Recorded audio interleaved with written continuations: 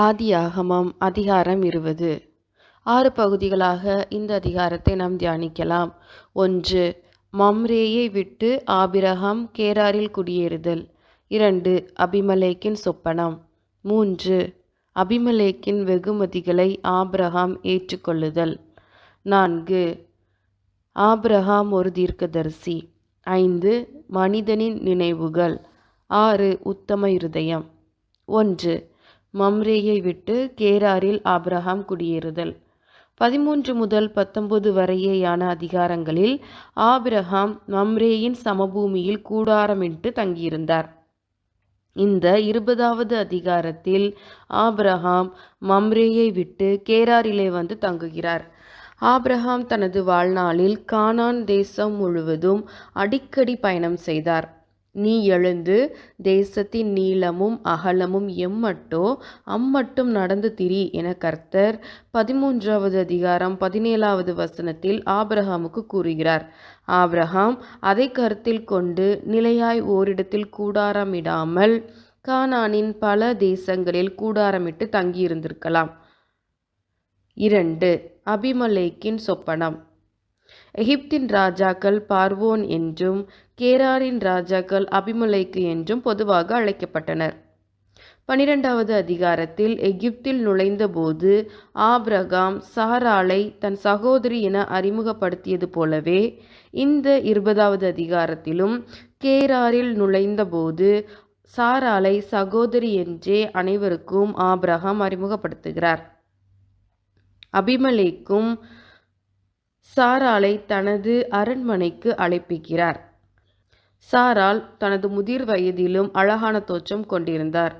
மேலும் எகிப்தை சார்ந்தவர்கள் அடர் நிறத்தில் இருப்பர். சாராளின் பூர்வீகம் கல்தேயா என்பதால் அவர் வெளிர் நிறத்தில் இருந்திருப்பது ஒருவேளை ஈர்ப்பை கொண்டு வந்திருக்கலாம். சொப்பனத்தில் கர்த்தர் எச்சரித்து அபிமெலேக்கை பாவம் செய்யாதபடி தடுக்கிறார். பார்வோனை சாராளின் நிமித்தம் மகாவாதையால் வாதித்த கர்த்தர் இங்கு அபிமெலேக்கின் வீட்டாரின் கற்பத்தை அடைக்கிறார். 3. அபிமெலேக்கின் வெகுமதிகளை ஆபிரகாம் ஏற்றுக்கொள்ளுதல்.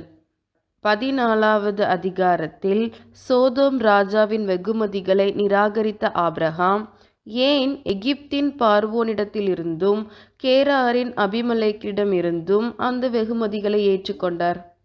எகிப்திலும் கேராரிலும் ஆபிரகாம் தஞ்சம் புகுந்திருந்தார். தான் தேசாந்திரியாய் அழைகிற தேசத்தின் ஆட்சியாளர்களின் வெகுமதியை நிராகரித்தல் அவருக்கு ஆபத்தாக முடியும் என நினைத்திருக்கலாம்.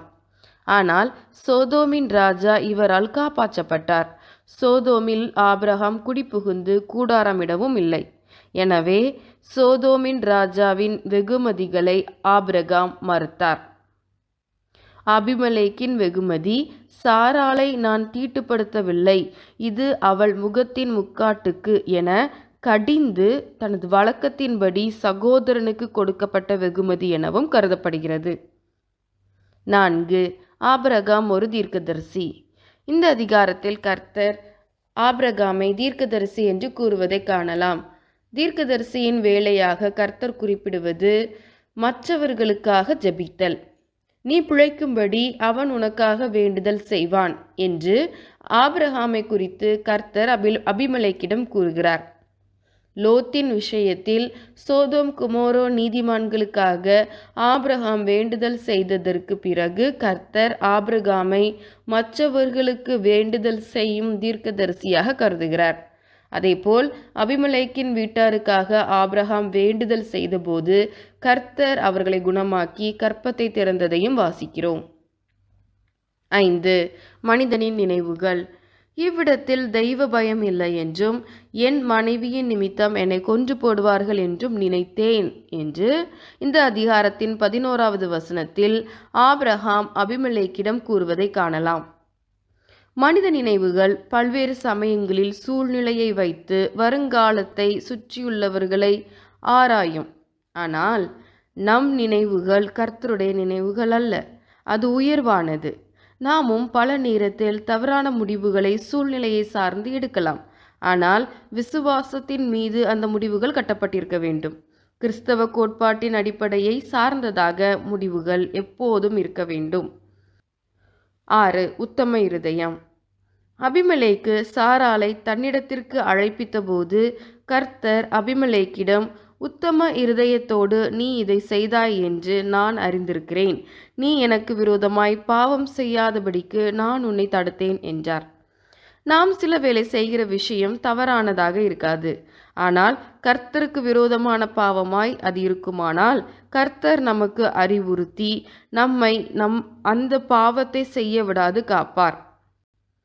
சூழ்நிலையை சார்ந்து மற்றவர்கள் நம் மீது திணிக்கும் சில காரியங்கள் கர்த்தரிடமிருந்து நம்மை பிரிக்கலாம். நாம் அதில் விழாதவாறு கர்த்தர் நம்மை காக்க வல்லவராயிருக்கிறார். ஜெபிப்போமா?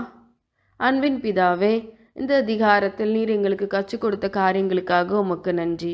ஆபிரகாம் மற்றவர்களுக்காக ஜெபித்தபோது அவரை தீர்க்கதரிசி என்று அழைத்த கர்த்தரே, நாங்களும் மற்றவர்களுக்காக திறப்பில் நிற்கிறவர்களாக இருக்கிறோமா என்று ஆராய்ந்து பார்க்கிறோம். மனிதனுடைய நினைவுகள் சூழ்நிலையை சார்ந்திருக்கும். ஆனால் உம்முடைய நினைவுகளோ வருங்காலத்தை சீரோடு நடத்த அப்பா வல்லது என்கிறதை நாங்கள் விசுவாசிக்கிறோம். எங்களுடைய சூழ்நிலைகளை சார்ந்து நாங்கள் எடுக்கும் காரியங்கள் முடிவுகள் தவறாயிருக்குமே, ஆனால் உம்முடைய பரிசுத்த ஆவியானவர் அபிமெலேக்கை பாவம் செய்ய விடாதவாறு காத்தது போல எங்களையும் காத்துக்கொள்ளும். உத்தம இருதயத்தை எங்களுக்கு தாரும் அப்பா. உமக்கு பிரியமில்லாத காரியங்களை விட்டு எங்களை விலக்கி உம்முடைய செம்மையான பாதையில் வழிநடத்தும். மீட்பர் இயேசுவின் மூலம் ஜெபிக்கிறோம் நல்ல பிதாவே, ஆமென்.